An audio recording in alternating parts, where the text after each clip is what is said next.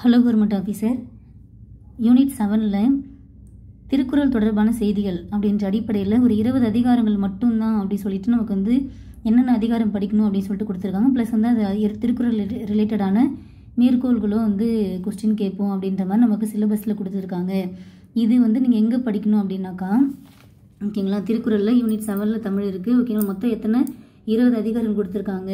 ஓகேங்களா, இதுக்கான PDF நான் உங்களுக்கு கொடுக்குறேன். ஓகேங்களா, இது நமக்கு கவர்மெண்ட் மெட்டீரியலில் ஒவ்வொரு அதிகாரமாக ப்ளஸ் அதுக்கு அந்த அதிகாரத்தில் 10 குறள்கள் அப்படின்ற மாதிரி கொடுத்துருக்காங்க. ஸோ ஓகேங்களா, அதில் பார்த்தீங்கன்னாக்கா நான் அனுப்புகிற PDFல பேஜ் நம்பர் 215 திருக்குறள் ரிலேட்டடாக இருக்குது. ஓகேங்களா, ஸோ திருக்குறள் பற்றி, திருக்குறள் யார் எழுதுனா, எந்த காலத்தில் எழுதப்பட்டது, திருக்குறளை யார் யாரெல்லாம் புகழ்ந்தா, திருவள்ளுவர் யார் யாரெல்லாம் புகழ்ந்திருக்காங்க, அப்புறம் அந்த 3 அதிகார இயல்கள், அந்த அதிகாரங்கள், அந்த மாதிரி எல்லாமே டீட்டெயிலாக கொடுத்துருப்பாங்க. திருக்குறளை எந்தெந்த மொழிகளில் யார் யார் மொழிபெயர்த்தார், ஓகேங்களா, இதை பற்றி நீங்கள் இங்கே படிச்சுக்கணும். சரிங்களா, ஸோ திருக்குறள் பொறுத்த வரைக்கும் நீங்கள் மோட்டிவேஷனாக படிக்கணும். சரிங்களா, ஒவ்வொரு திருக்குறளுமே நம்ம லைஃப்க்கான மோட்டிவேஷன் தான். சரிங்களா, அதனால் அது ஒரு மிகப்பெரிய ஒரு உந்துதலான ஒரு வார்த்தைகள் நிறையவே இருக்கும். நம்ம லைஃபுக்கு தேவையான ஒரு நூல் அப்படின்னாக்கா திருக்குறள் தான் சொல்லுவேன். சரிங்களா, ஸோ அதை நல்லா விரும்பி படிங்க, புரிஞ்சு படிங்க. திருக்குறள் பொறுத்த வரைக்கும்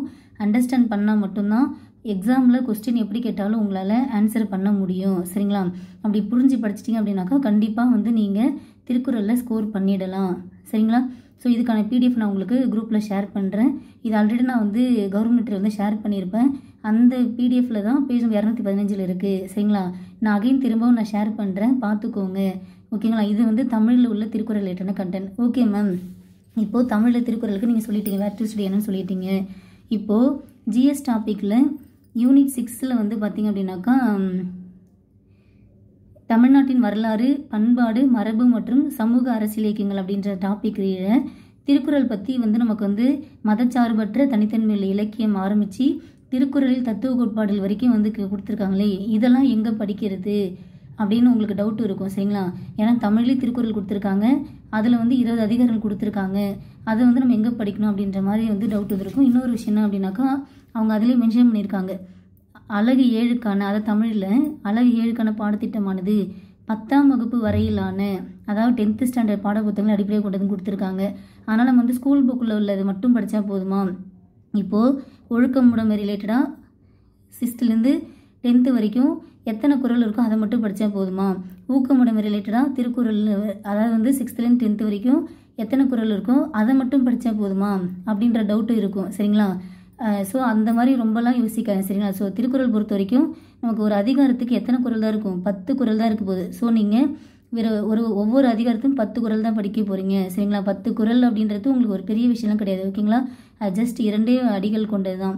ஸோ அந்த திருக்குறள்ன்றது நீங்கள் முழுமையாக படிச்சுக்கோங்க. அந்த முழுமையாக படிக்கிறதுக்கு தான் நான் உங்களுக்கு இந்த கவர்மெண்ட் மெட்டீரியல் கொடுக்குறேன்னு சொல்லியிருந்தேன். சரிங்களா, அதில் அதிகாரம் இல்லை, அந்த ஒவ்வொரு அதிகாரத்துக்கு கீழே உள்ள 10 குறள் அதோடைய எக்ஸ்ப்ளனேஷனோடு கொடுத்துருப்பாங்க. ஸோ அதுவே உங்களுக்கு போதுமானது.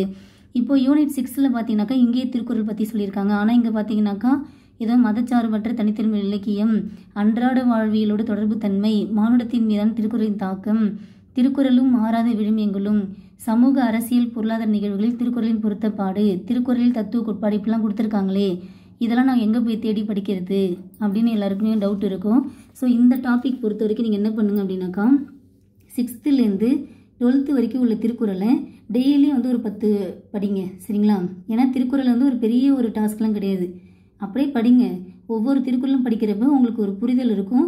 ப்ளஸ் நீங்கள் இப்போவே திருக்குறளை படித்து அதை அண்டர்ஸ்டாண்ட் பண்ணுறதுக்கு ப்ராக்டிஸ் எடுத்தால் மட்டும்தான் எக்ஸாம் ஹாலில் அவங்க கொஸ்டின் எப்படி வேணால் கேட்பாங்க. எப்படி கேட்டாலும் நாம் அதுக்கு ஆன்சர் பண்ணுற மாதிரி ப்ராக்டிஸ் பண்ணிடலாம். அதனால் 6th-லேருந்து 12th ஸ்டாண்டர்ட் வரைக்கும் உள்ள திருக்குறளை படிங்க.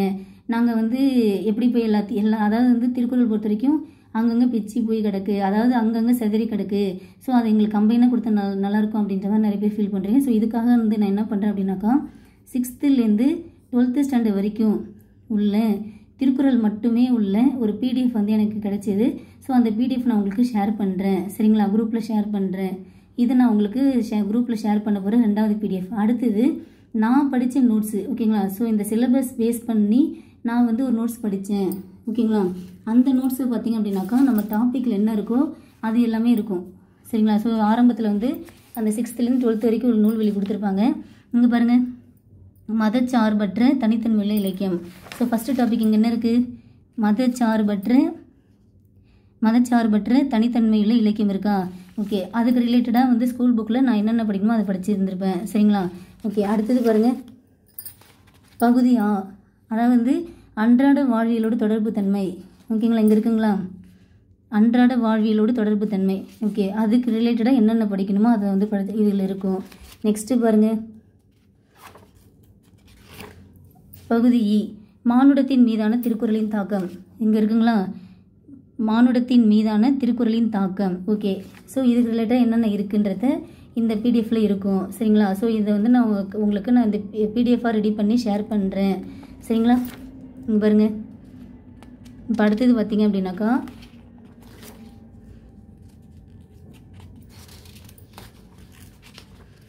இங்கே பாருங்கள், பகுதி இ என்ன இருக்குது? திருக்குறளும் மாறாத விழுமியங்களும், சமத்துவம், மனிதநேயம் முதலானவை. இங்கே இருக்குங்களா? திருக்குறளும் மாறாத விழுமியங்களும், சமூக அரசியல் பொருளாதார நிகழ்வுகளில் திருக்குறளில் பொருத்தப்பாடு. ஓகேங்களா? இது நெக்ஸ்ட் டாப்பிக்கில் வந்துடும். ஸோ திருக்குறளின் மாறாத விழுமியங்கள், ஸோ அது ரிலேட்டடாக இங்கே வந்து நம்ம படிக்கிறோம். ஓகேங்களா ஆஃபீஸர்? ஓகே, இங்கே பாருங்கள், சமூக அரசியல் பொருளாதார நிகழ்வுகளில் திருக்குறளின் பொருத்தப்பாடு, இது நமக்கு 5வது டாப்பிக்காக கொடுத்துருப்பாங்க. ஸோ இந்த டாபிக் ரிலேட்டடாக வந்து என்னென்ன படிக்கணுன்றதுக்கான சோர்ஸ் வந்து எனக்கு கிடைச்சிது. இது வந்து நான் படித்தப்போ வச்சுருந்த சோர்ஸு. சரிங்களா? ஸோ இது உங்களுக்கு நான் ஷேர் பண்ணுறேன். ஸோ இதை நான் உங்களுக்கு இந்த யூனிட் 6க்கு ரிலேட்டடாக கொடுக்க போகிறேன் பிடிஎஃப் இது. ஓகேங்களா? ஸோ இதோடு சேர்த்து மொத்தம் எத்தனை பிடிஎஃப் கொடுக்க போகிறேன்? 3 பிடிஎஃப் கொடுக்க போகிறேன். சரிங்களா? ஸோ இந்த பிடிஎஃப் வந்து நான் உங்களுக்கு டெலகிராமில் ஷேர் பண்ணுறேன். டெலகிராம் போயிட்டு ஜெனி டிஎன்பிஎஸ்சி மோட்டிவேஷன் அப்படின்னு சர்ச் பண்ணாலே வரும். இல்லையா, உங்களுக்கு இந்த டெலகிராம் சேனல் லிங்க்கை கமெண்டில் பின் பண்ணி விடுறேன். ஓகேங்களா ஆஃபீஸர்? ஏதாவது டவுட்னா கேளுங்க. தேங்க்யூ.